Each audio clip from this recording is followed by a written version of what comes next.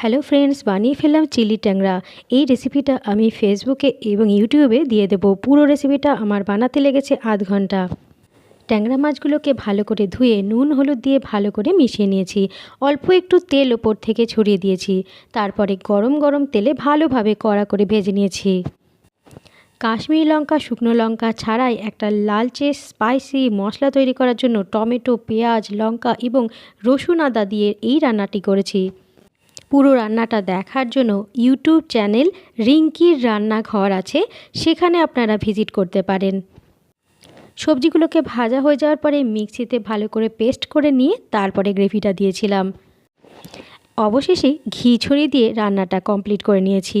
খেতে দারুণ হয়েছিল, আপনারা বাড়িতে বানিয়ে খেতে পারেন।